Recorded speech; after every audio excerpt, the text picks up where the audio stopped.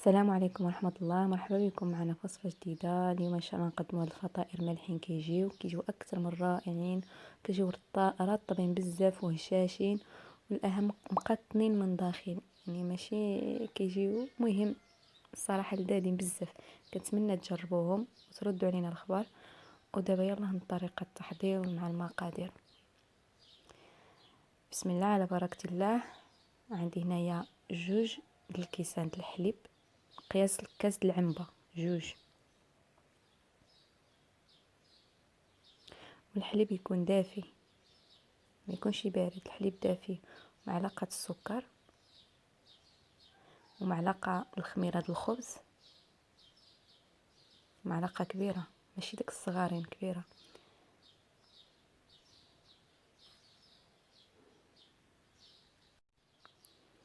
غادي نحرك هاد العناصر مع بعضياتهم حتى يذوبوا لي واحد شويه.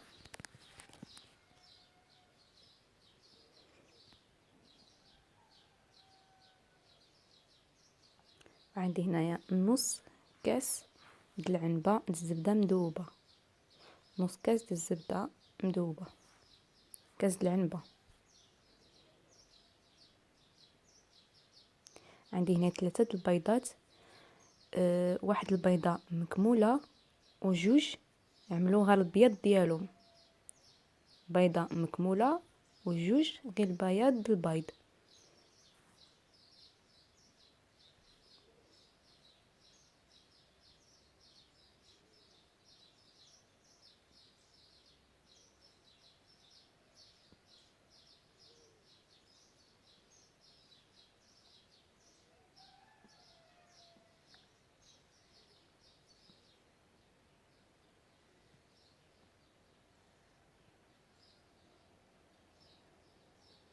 وعاد غادي نضيف داك الملح، عندي هنايا معلقه صغيره د الملح.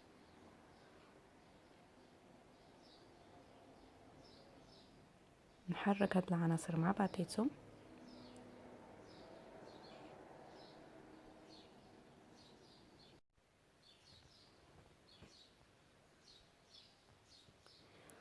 وغادي نضيف الطحين. عندي هنايا 6 الكيسان د الطحين، كاس د العنبه اللي قيسنا به الحليب والزبده، 6 الكيسان. ومع الطحين جاني ما كيشرب شويه، زيدت واحد 3 د المعالق كبارين د الطحين. وهذا 3 المعالق يعني غتخليوهم على جنب حتى الى في حاله ما يعني العجينه ديالكم شربت لكم، شربت داك الماء، ما غتزيدوهمش. الا بقات العجينه جاريه غتزيدوا داك الماء، عفوا غتزيدوا داك الطحين. والعكس، الا جات قاصحه غتزيدوا لها واحد 2 معالق د الماء. فوقاش غتقدروا تزيدوا الماء حتى تعجنوا هاد العجينه ديالكم مزيان، يعني ماشي من الاول، حتى تعجنوها مزيان وتجمعوها، عاد غتضيفوا الماء وتكملوا العجين ديالكم.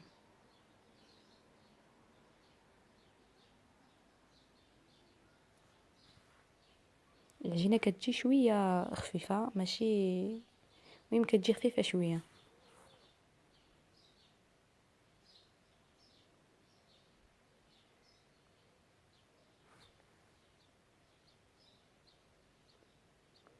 هذه معلقه ثانيه، ما ضفتهاش كامله.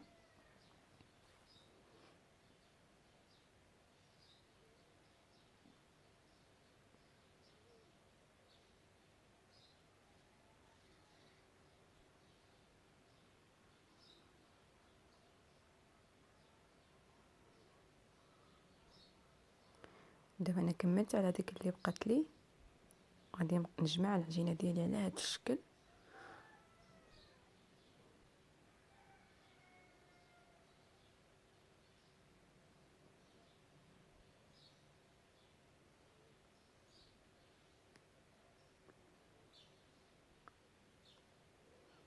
هي ملي بدات كتجمعني شويه، وعملتها على الطاوله سطح العمل باش تجيني سهله في العجين ديالها.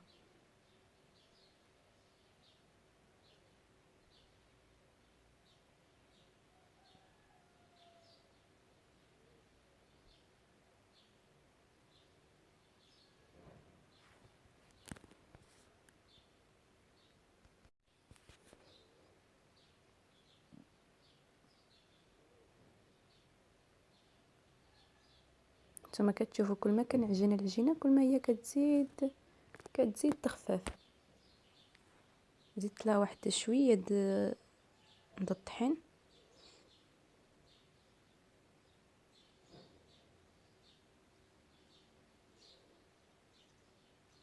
ودابا غادي نعملها في اي بوله اولا اي مول، وغادي تغطيوها وتخليوها ساعه المكانه ترتاح.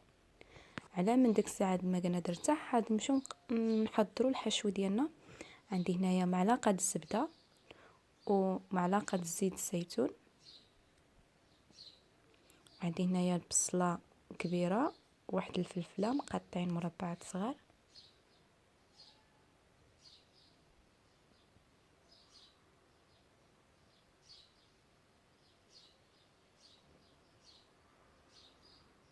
نخليوهم حتى يدبالوا. انتما كتشوفوا كيفاش دبالت. حنا خصناها يدب بهذا الشكل هدايا. وعندي هنايا واحد النص د الصدره الدجاج مقطعين مربعات صغارين باش يسهل عليكم التقطيع ديالها. دائما كون عندكم في الثلج وخرجوه وقطعوه في ديك الساعه باش كيجي الشكل اللي بغيتو. عندنا هنا معلقه صغيره د الملح ونص معلقه سكنجبير ونص معلقه الابزار ومعلقه د المعدنوس.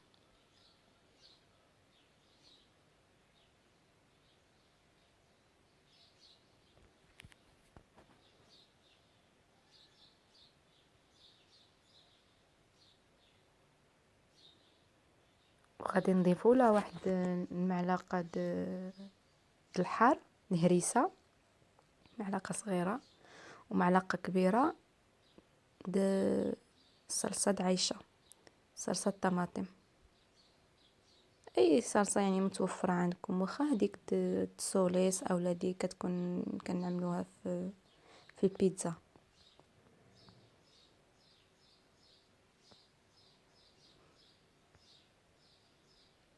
والماء ضفت الماء دافين. دائما ضيفوا الماء دافين. اذا عم كتعملوهم باردين ما كتجيش الماكله لذيذه. وهي من بعد ما يعني تقريبا في الساعه غادي نكون غادي نطفيلها. استنى غير تشرب شويه وغادي نطفيلها.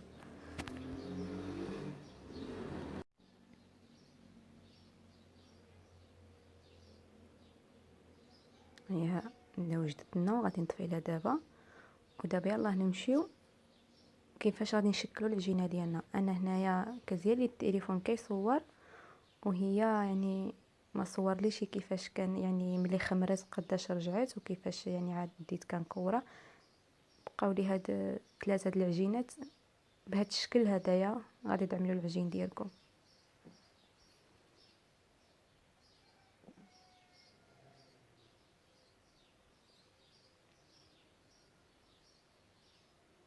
العجينه كتجي خفيفه شويه ماشي يعني قاصحه، كتجي خفيفه شويه.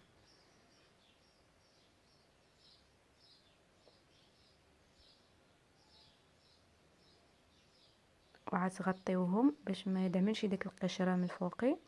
وانتم كتخدموا يعني تقدروا تخدموا بهم في ديك الساعه.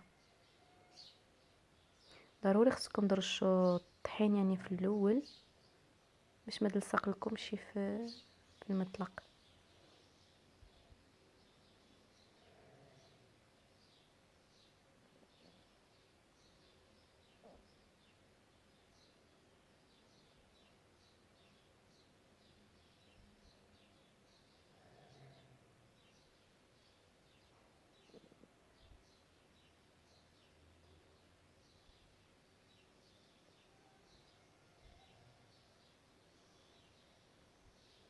غنضيفوا داك الحشو.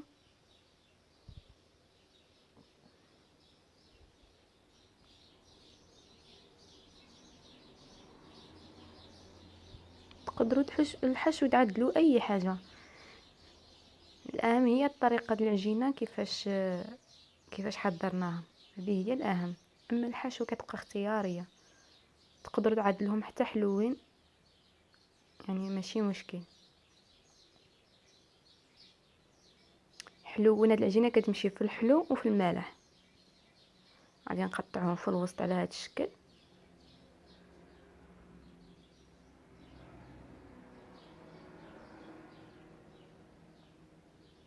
الا بغيتو تعدلوهم صغارين، كويرات صغارين، تقدروا تعملوهم.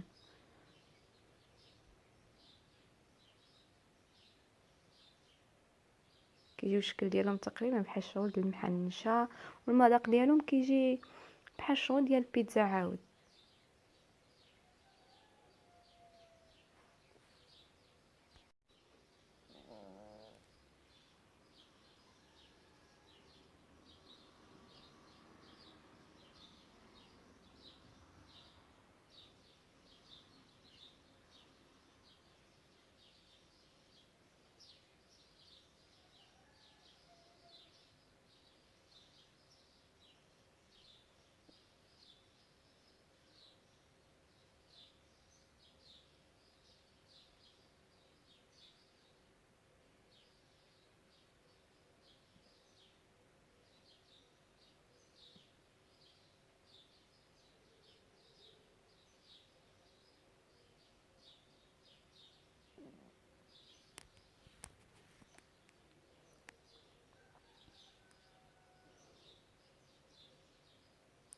عاود نقطعوهم في الوسط.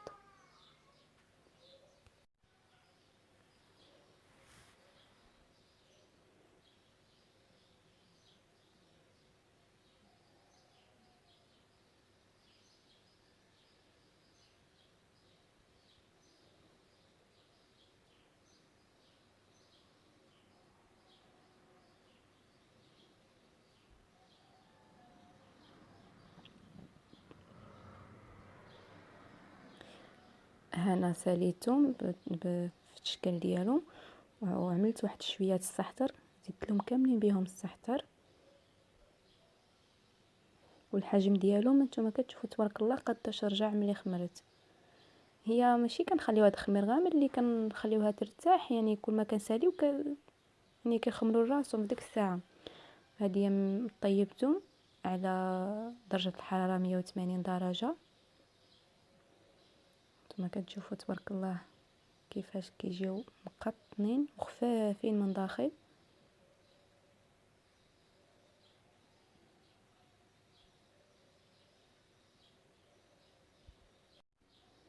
وهذه اللي شاطت لي ديك العجينه بقات لي شي الحشو، دهنتهم بالكونفيتير وقطعتهم نفس الشكل اللي عملت المره الاولى عملتها في هذوما. وما تنساوش تشتركوا معنا في القناه وفعلوا الجرس باش يوصلكم دائما التوفيق وبالصحه والراحه.